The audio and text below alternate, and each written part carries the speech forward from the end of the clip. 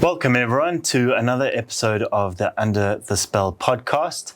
I'm Stephen Mitchell. I'll be your host this afternoon, and I'm joined by Mbali Shamu, who's one of the real rising stars at Monocle. Background in ecos, having done your master's in economics, and someone who's been a big part of the Monocle life and culture for the past couple of years. So it's really great to have you here to talk a bit about the content out of our CEO and co-authors' brains, so David Buckham and Robin Wilkinson. And I think this book has given us a lot to talk about, is a broad spectrum of content. And I know you've read some of David and Robin's previous work. How did you find this book in comparison? And were there a couple of kind of key themes that really stuck with you? Thank you, Steve. Thank you for having me. It's an absolute pleasure to be here. And yeah, definitely, it's always interesting to find out what is happening in David's mind. I think all of us can attest to the fact that he does have a fascinating mind. Sure. And I think from his previous offerings, my favorite so far have been Why Banks Fail and The End of Money.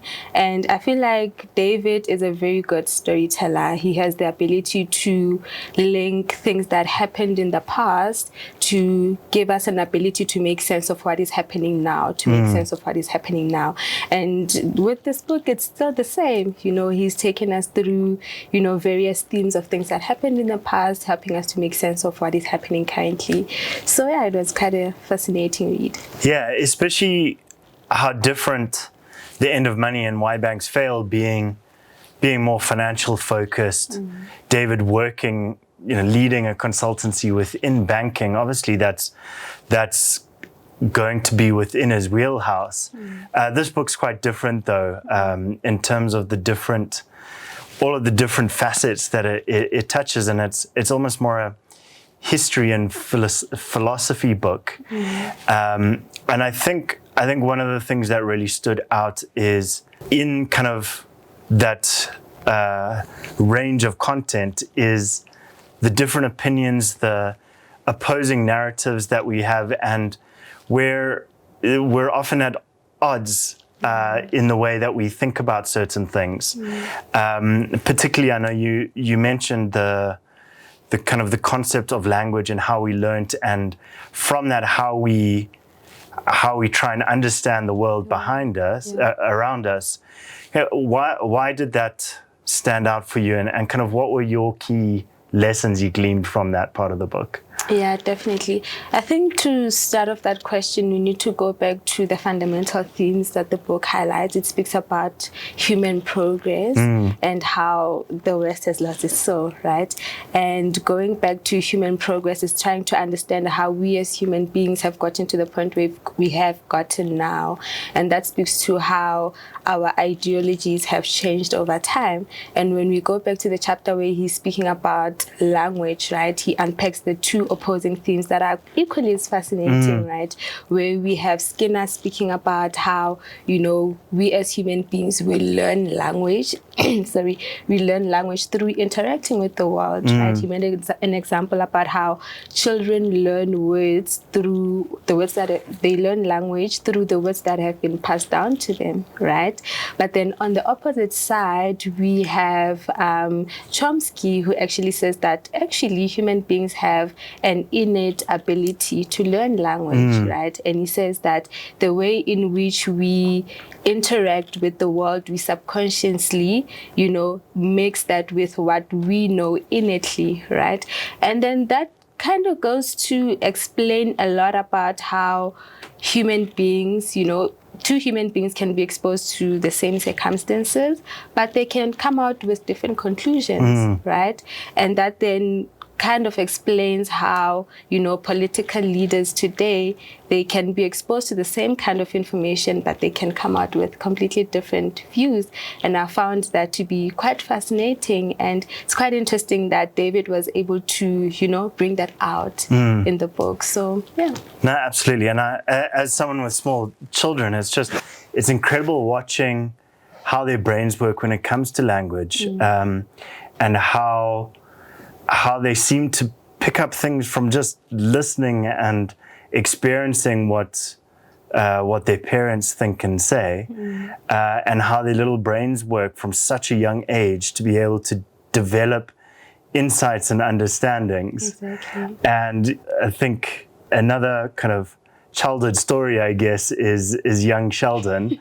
And we were laughing about some of those episodes because the book talks about the Big Bang Theory, and in particular Sheldon, and how he held this strong view around string theory and dedicated his life to it, but had this moral crisis when it dawned on him that perhaps string theory wasn't correct or wasn't going to be the defining theory that he thought it was.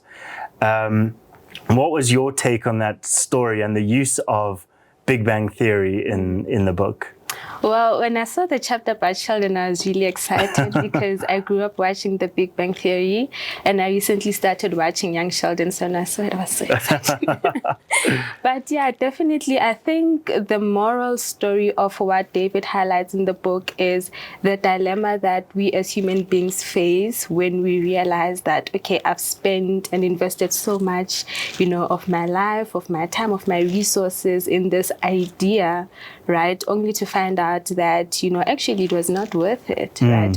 And to extend that from beyond just the personal, view to even like a worldview, right? Where we find leaders who hold on to certain ideologies, and it begs the question to say, do they know when to really let go, right? And examples can be, for instance, Donald Trump, right? Examples can be, for instance, the Russian-Ukraine war, right? I think at the beginning of the war, Russia was, convinced that if we pursue this, we're going to win over Ukraine. But 2 years down the line, they're still fighting. And it's just one example to say, okay, do our leaders know when to let go? And it goes back to a concept that we, dearly, use in economics called sunken costs, right? Do leaders know when to let go when they have, put so much resources and time and everything else, but only to find out that it's not yielding results? And I think opposite of that is an example that is very much close to home is South Africa. We were able to, pull out our troops when we realized that, it's no longer benefiting us to keep our troops in the DRC versus M23 war, for example. So it's just about, those themes that David is highlighting in the book to say, okay, do leaders really know when to let go? Yeah. So I think him using, the Sheldon scenario to bring that out was quite fascinating. No, absolutely. And I think human beings often think they know more than they actually know.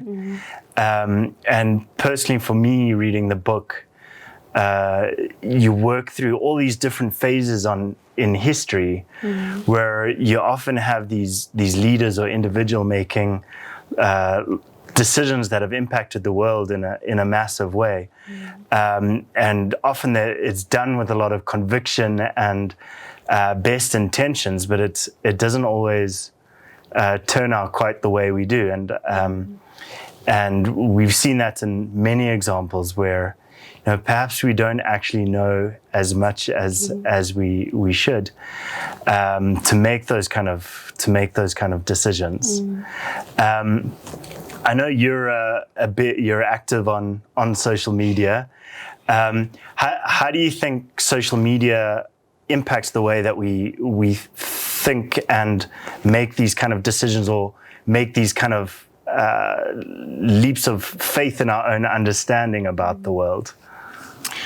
I think before we, put social media, we bring social media into the conversation, much of what we think and how we view the world stems from what we were taught in the home, right?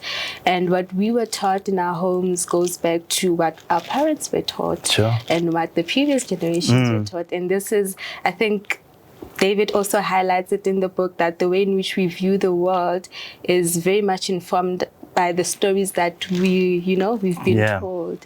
And I think we are in a space where, especially now, where social media is now driving the storytelling narrative, right? And it can be both positive and negative depending on how you engage with social media. And I feel like we need to be very intentional about our consumption of social media, especially in the age of fake news, right? Especially in the age where now even governments, diplomatic conversations are now taking place on social media, right? So I think we just need to be very intentional as a generation to say, okay, we do understand that what we interact with on social media shapes our narrative. Are we aware of that, as a basic foundation? Are we aware that what we interact with on social media actually informs our narrative about the world? And once we've come to that understanding, we need to be intentional about, okay, how do I engage with this going forward? Because it can either be to your benefit or to your detriment, and not only just you, but the generations that are to come, after you. So. It's about being intentional and critical as well in the way that we think about these things. And as you said, fundamentally, it's all forms of storytelling. In this book, we get an opportunity to have been told a lot of different stories throughout our history, and from interesting philosophers or interesting leaders from the past. I know that you're a history buff and you enjoy history. Are there any of the stories that stood out for you, or you were able to find some meaning in modern day life from what you read from our history? Yeah, definitely. I think the chapter that stood out for me from a historical perspective is the creation of the State of Israel.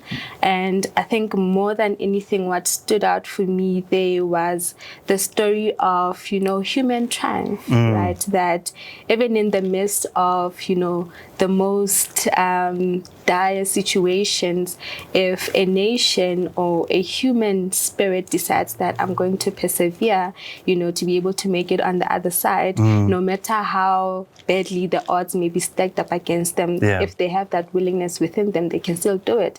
And going back to the example of Israel, when Israel was fleeing from persecution, right, and they were looking for a place to settle, they were not, tourists, they were not people who were well off. These are people who were literally fleeing from war. They were wounded, persecuted and all of that. But even in the midst of that, they were still able to find a place to settle, and not just settle, but find a way to thrive, And in addition to that, it's not only limited, to the nation of Israel. Even with our country, post-apartheid, we were able to find a way to be able to come together and to, build a new future. And there are many examples, even with Rwanda, even with Japan after the World War II, So there are many different examples that we can draw from. But from the book, what stood out was, the nation of Israel and how it was able to create its own state. A lot of it is these stories of human perseverance and human endeavor, and how through that society is able to progress and move forward. And I think here in South Africa we've got a lot of challenges ourselves. One of the most unequal, if not the most unequal country in the world. Having read this book, are there any insights that you feel you've been able to gain that you think could help positively influence our situation here in South Africa? Yeah, definitely. I think going back to one of the earlier chapters, where David is speaking about the theories that Thomas Malthus, came up with or brought about, when you were speaking about, the balance between population growth and, food scarcity, right? And I think as economists, we always think about, resources and, the population. But I think we have come to a place where now it's about understanding the context of each nation. right? It's understanding our context as a nation to say, for us to get to, in business analysis terms, we call it, the desired state, Yes. right? For us to be able to move from where we are to where we need to be, we need to first understand where is it that we need to be and what are the steps that we need to take in order to get to where we need to be, right? And I think that is where we are currently lacking, where there are policies that are, being discussed and put into place, but are they really speaking to the desired state? And I feel like that is where there's a mismatch, right? Yeah. We speak a lot about the reason behind the inequality, right, is the high levels of unemployment that we have. But when we look at what is the reason behind the high levels of unemployment that we have, firstly, it's because there aren't, enough job opportunities. And secondly, there's a skills mismatch, right? So how do we as a country implement policies that are going to be able to fix that? Yeah. Right. And I think that in the book where, David is speaking about Malthus, what it highlights is the mismatch between what is currently happening, right, on the ground and what our policy, makers are seeing or what they are planning. So I feel like if we can fix that gap, what is happening on the ground, what is the reality on the ground, and what our policymakers, are seeing, then if the two can match each other, we can progress. And I think that's what, nations like Japan have been able to quite successfully achieve. Yeah, exactly. And I think you're completely right that it's so context specific, and there's no one answer for all situations, which makes it difficult in a country like South Africa where we have so much diversity. It's a strength, but there's so many voices in the room that need to be understood, and it becomes more and more important for people to exchange and share ideas and have conversations in order for us to understand those different voices in the room. And I think that's the power of having a book like this, is it allows people like you and I to sit and have a conversation and to share ideas and opinions. And I think out of that, we're going to be able to find better solutions for our country. Yes. If you were to try and sell this book to one of your friends and tell them why they should go and give it a read, what would you say? What would you try and hook them with? I mean, that would be very easy. Considering the fact that, it speaks about how we get to progress as humanity, right? And in addition to that, it speaks about how the West has lost its soul. And I think in the recent years, we've become more interested in what is happening in the West, because what is happening there affects what is happening here, Sure. right?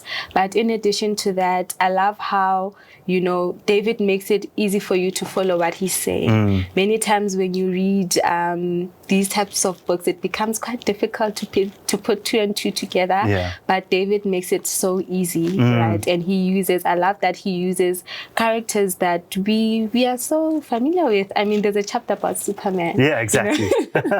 So yeah, definitely. It's a good book. It's told well, and it tells a story that is compelling. And anyone who's interested in learning about human progression, human history, and learning about the West is definitely gonna love it. Absolutely. And I think you're completely right of how it's able to use what often feels like quite lighthearted stories to make quite some serious points, and doing it in a way to not tell us how to think, but rather give us some tools to better understand the world. So yeah, I think there's a lot for us to learn and gain from reading this book, for, as I said, having conversations like this. So I really do appreciate you coming here, sharing some of your opinions, telling us a little bit about what you think about the book. And I hope that everyone else gets to read it and enjoy it as much as you did. Thank you, Steve. Great. It was a pleasure. Thank you very much.